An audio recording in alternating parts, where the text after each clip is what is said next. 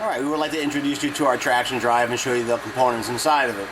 As you can see, we use two ceramic balls, and then we have an input shaft over here and an output shaft over here. So basically, in terms of actual moving components, there's no more than 4 moving components. We chose ceramic because they're very durable and they're able to run in a possibly dry situation and are less of expansion rate with temperature. Okay, now you can see our unit running and assembled. You have the ball on top and the ball on the bottom. And once the unit's twisted at a certain angle, those balls engaged. And they stay engaged and the normal force increases as the load, and you get your usable traction and you get your torque transfer.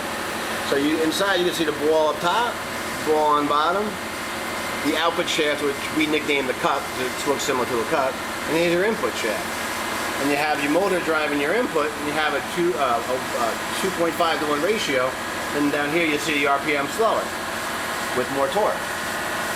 Because this is all rolling motion, similar to that of a train or any standard ball bearing, we have extremely high efficiencies.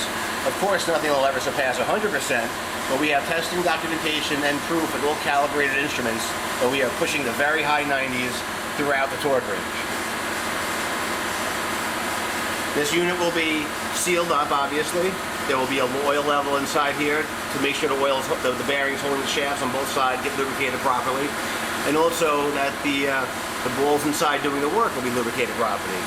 We're using a specific type of traction drive fluid to help us transfer the torque. So there's no metal to ceramic contact. There's actually metal to the fluid and then to the ceramic. And the fluid in between almost begins to solidify once under pressure. And that's how we transmit our torque. Okay, we want to show you that current application that we're working on. Right now we took a standard blower which is usually belt driven, and we converted it over to the traction drive.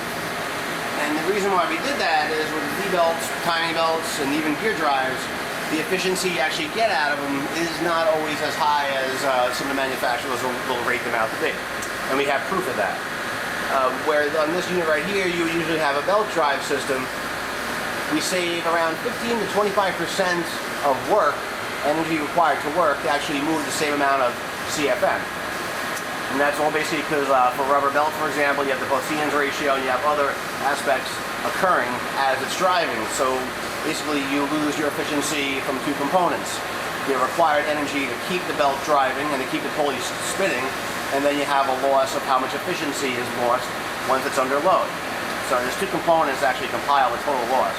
And in our system we have proof once again. We have proof of the belts too. We have proof of everything with our Heimelstein torque sensors over here. And a quick example would be this current setup with a belt drive. Just to spin, just to get it going to say 2 or 3 RPM requires about 8 to 10 inch-pounds of torque. Just spinning this blower very slightly.